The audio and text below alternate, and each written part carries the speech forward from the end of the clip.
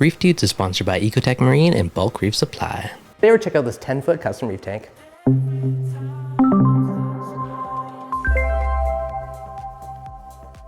What's going on, guys? Devin from ReefDudes, and today we are checking out this pretty awesome custom built reef tank. This thing is a monster, coming in at over 10 feet long, 30 inches wide, and probably about 24 to 30 inches tall. Now it's just getting maintenance, so the water's a little cloudy, but there's a pretty solid collection of fish in here, and it definitely has some coral. We're gonna work on adding more coral in here.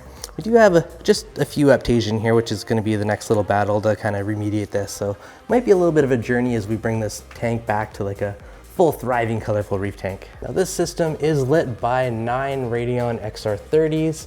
Definitely tons of light and power for this guy to support whatever it needs. It has a really cool built-in look with a custom cabinet, which really is a very cool aesthetic for this house. I'm always a big fan of the peninsula style tanks. And one of the craziest things is the sump room's actually about 50, 60 feet away from this across the house. So really cool setup how this actually works. Flow wise, I'm not sure what they are, but we got these 2 big power heads in here. I think they're octopulses by the looks of it.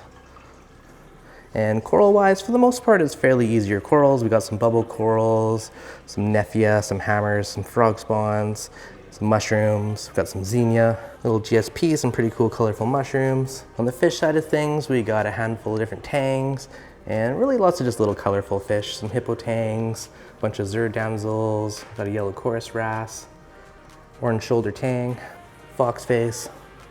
Now, maintaining this tank is probably going to be a bit of a challenge since we have the access panels up top. You know, obviously going to need a ladder to get into the tank being so tall. And on this side of the cabinet, we do have a little access panel, and this gets us into where the drains are. And you can see there's not much in here aside from the power heads. Everything is pretty much remote on this tank. Now, you may have noticed there is a bit of a cyano outbreak in this tank, so we're going to manually suck it out and then hit it with ChemiClean just to get the tank looking back to pristine. And then the next big battle is really going to be taking care of these aptasia.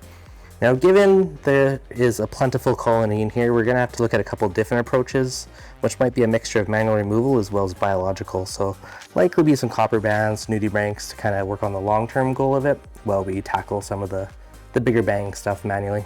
So we're starting out with giving it a really good vacuum. I don't know if the sand bed's been vacuumed in a while, but it's a good way to remove all of the cyano and remove as much as possible before doing a ChemiClean treatment so that it will actually be more effective on the tank. And that's kind of the start, checking it out on this kind of revival of this tank and get it back into a glorious, wonderful reef tank. Hopefully you guys enjoyed this. If you did, as always, hit that like button. If you're new, make sure you subscribe. Make sure you follow along for tank updates.